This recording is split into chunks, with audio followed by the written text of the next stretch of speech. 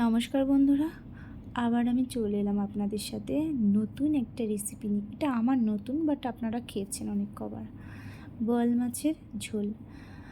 এই বোয়াল মাছ ভাজা যে কী কষ্টের ব্যাপার। বাজার থেকে নিয়ে এসে ভালো করে ধুয়ে বোয়াল মাছটাকে এবার ভাজতে হবে। যেই ভাজতে গেছি তেল ছিটিয়ে হাতে মুখে চলে এসছে, তো আমি বোয়াল মাছটাকে ভাজতে পারিনি, মাছটা ভেজে দিয়েছে মা। আর এই মাছ ভাজতে অনেকটা সময় লাগছে, ঢেকে ঢেকে ঢেকে ঢেকে ভাজতে হয়েছে। একবার না আমাদের ওখানে বন্যা হয়েছিল, আমাদের গ্রামে বাড়ি, তো সেই বন্যাতে অনেক জল হয়েছিল আর প্রচুর বোয়াল মাছ হয়েছিল। আর আমার এই ঝোলটা রান্না করতে লেগেছে দুটো আলু। আমাদের বাড়িতে অত পেঁয়াজ রসুন খুব কম খাই, তো আমি সেটা অ্যাভয়েড করেই চলেছি।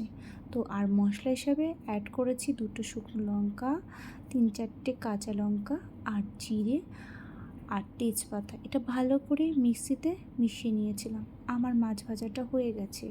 এবার কড়াইতে যে তেলটা আছে সেই তেলটার মধ্যে একটু জিরে ফোড়ন দিয়ে আর একটা তেজপাতা ফোড়ন দিয়ে আমি আলুটাকে একটু সেদ্ধ করে রেখেছিলাম।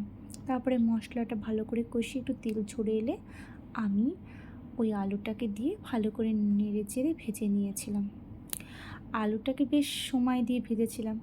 আর একটা কথা কি, মা কাকিমা দিদাদের কাছ থেকে শুনেছি রান্নায় যত কষাবে রান্না নাকি তত স্বাদ হয়। কিন্তু আমাদের হাতে সময় কোথায় বলুন, যত শর্টকাটে পারি ততই শর্টকাটে চেষ্টা করি। আমার দেখুন তেলটা কড়াইয়ে গা দিয়ে ছেড়ে দিয়েছে। এবার আমি ঝোল দিয়ে দিলাম।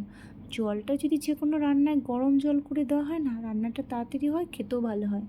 এবার আমি ঢাকনাটা দিয়েছি। আমার কড়াইয়ের থেকে ঢাকনাটা বেশ বড় হয়ে গেছে, হাতের কাছে যেটা পেয়েছিলাম সেটাই দিয়েছি। ঝোলটা এবার ফুটে গেছে। এবার আস্তে আস্তে আমি মাছটাকে একে একে করে দিয়ে দিয়েছি। তারপরে এই মাছ দেওয়ার পরে আমি 5 মিনিটের মতো এটাকে ফুটিয়ে নিয়েছিলাম। কি বলবো বন্ধুরা, গরম ভাতের সাথে খেতে খুব ভালোই লেগেছে।